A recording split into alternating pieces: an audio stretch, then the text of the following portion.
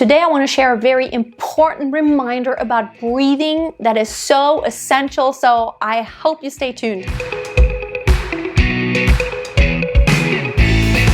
Hi and welcome to today's video. In case we don't know each other yet, my name is Freya, professional singer and vocal coach from Germany.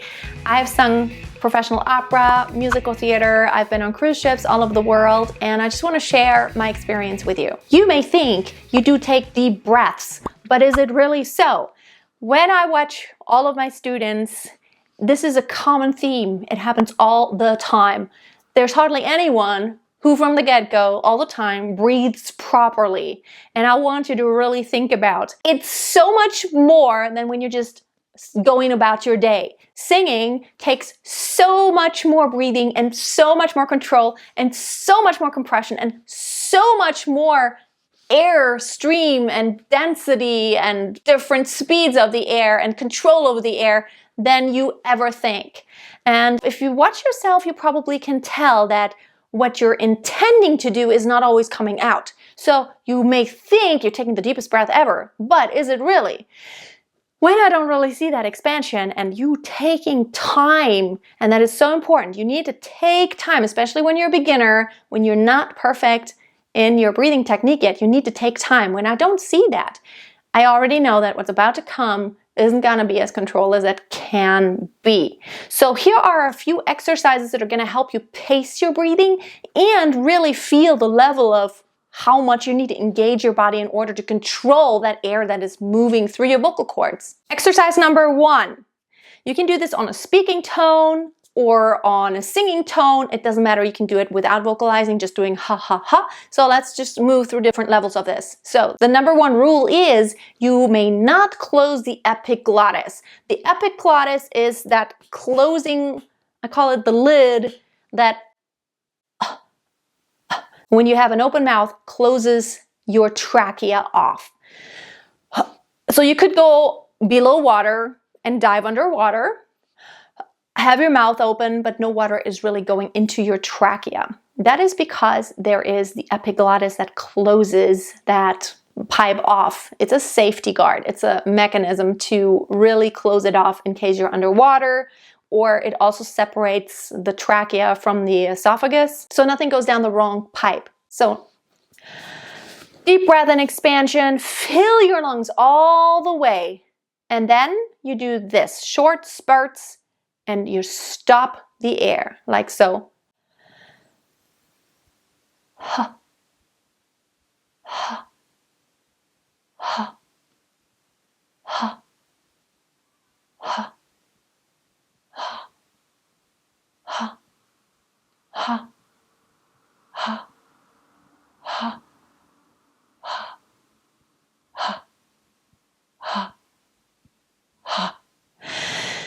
What's important is you never take a breath. You just stop. You exhale, leave the pipe open and stop. And you can only stop by using these muscles. Okay? So let's do it with an actual pitch. Once inhaling, only in the beginning. And then you do this until you have arrived at the end of your breath and all the air is out. So basically, you're just letting a little bit of air out, a little bit of air out, a little bit of air out, until you are at the end, okay? Ha, ha, ha, ha, ha, ha, ha, ha, ha, ha, ha. Ha, ha. I could have done more, but I was holding my breath for such a long time. You see how you hold your breath, and I don't know, if you're doing it right, every time you do the ha, ha, you can feel this right here. Ha, ha. You feel your diaphragm a little bit. And that is a good thing. That's how you control your air. Let's do it on a different vowel, and let's do it, for example, in head voice. Always stopping.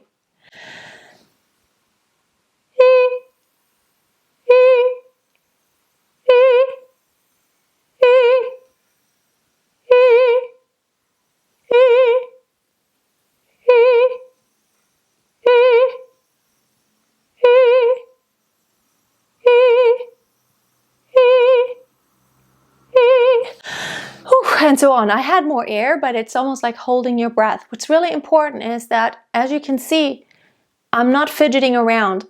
Basically, all I'm doing is, below the surface, I'm working by controlling my support. And with those muscles, I control the air. My vocal cords are open, not vocalizing when I take that break. And also, the air pipe is completely open. Now, if I let go of these muscles, this is what happens. Everything goes out.